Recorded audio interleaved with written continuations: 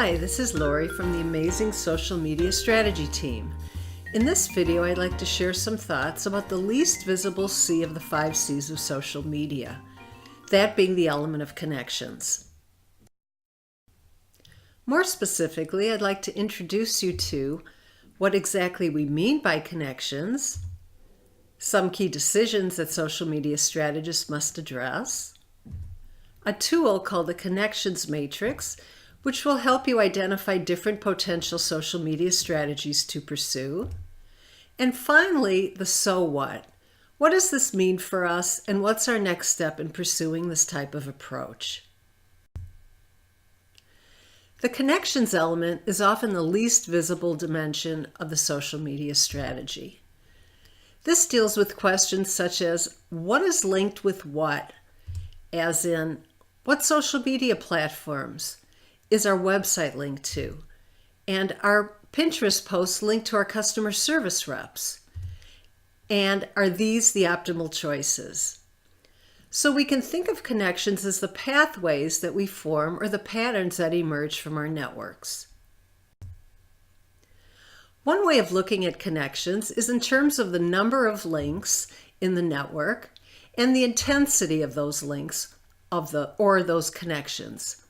So in terms of the number, pop star Justin Bieber, who has millions of Twitter followers, would be at one end of the continuum, while someone who uses Facebook only to stay in touch with immediate family members would be at the other end of the continuum.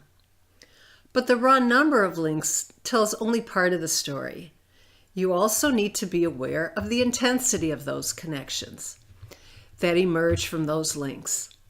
Are they strong or are they weak? Connections with a strong intensity tend to be frequent, two-way, and cover diverse content, much like you would have with a close friend or parent. On the other hand, connections of weak intensity tend to be less frequent, often one-way, and would tend to contain more generic content, much like you would have with a distant relative or if you were a follower of a politician or TV personality. Chances are neither of them, the politician or TV personality, would ever be reading any of your posts. So this leads us to the next point. When you combine these two dimensions, intensity and number, it produces a matrix that highlights different strategies. Depth, where you have few connections, but they tend to be strong in intensity. Quality trumps quantity philosophy. For example, people in the late stages of their careers tend to limit the number of relationships they maintain, seeking out very rich interactions with those with whom they connect. Simplicity, where you have few connections and those connections tend to be weak in intensity, in other words, a less and lean is more type of philosophy. Think about someone immersed in a very grueling, demanding job, like preparing for a final exam, for example. Maintaining those links at this time would take time away from a highly demanding task. Let's move over to the bottom right quadrant, where we have the reach strategy. This is where you have many connections, but they tend to be weak in intensity. A quantity trumps quality type of approach. This approach might make a lot of sense for someone who aspires to be a public figure, like a politician or pop star or a thought guru. They desire a wide reach or exposure, but not especially deep connections. And then the abundance strategy, where you have many connections, and those connections tend to be strong in intensity. A many and rich is more type of philosophy. This combines the richness of the depth strategy and the wide breadth of the reach strategy. This approach makes a lot of sense for a CEO who is leading a large, complex organization with many varied stakeholders. So what does this tell us we need to do as a result? Well, each strategy has its upsides and downsides. So consider each very carefully. For example, at first glance, the abundance strategy might appear to be the ultimate, but if you take a deeper look into what's required to execute it successfully, you'll see that it takes a lot of time and energy to manage. In contrast, the simplicity strategy requires much less time and energy, but there's cost. You have little capability to really influence others, and you're restricted in your access to people, resources, and ideas.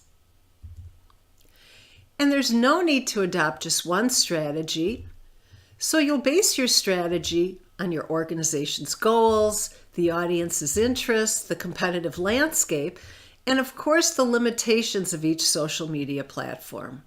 For example, the depth strategy makes a lot of sense for business-to-business relationships or business-to-employee relationships, while a reach strategy works well for most business-to-consumer relationships, or, as I previously noted, for politicians or thought gurus trying to expand their base.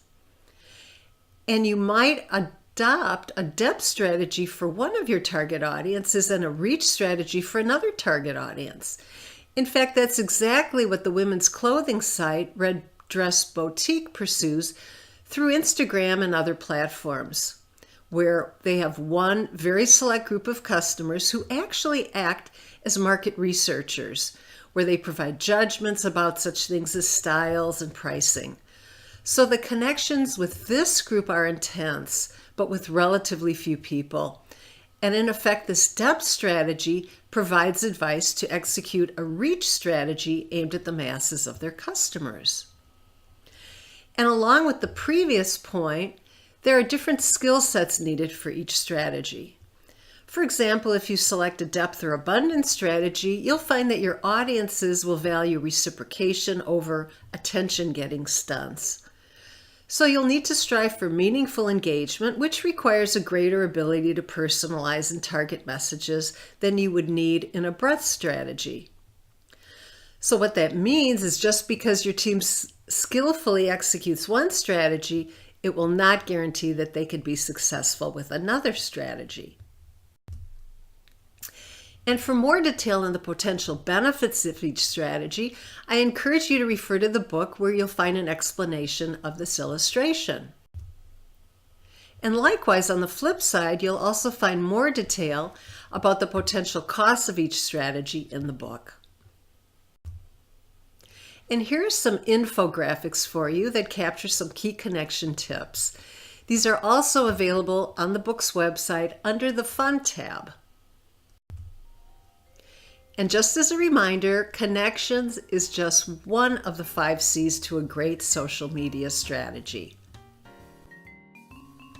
And if you'd like to learn more, I encourage you to visit the book's website to access helpful tools and read the latest research on social media, and follow us and connect with our social media strategy community on a number of social media platforms. And of course, there's more information available in the book. We hope this video will help you create amazing social media strategies. Bye for now.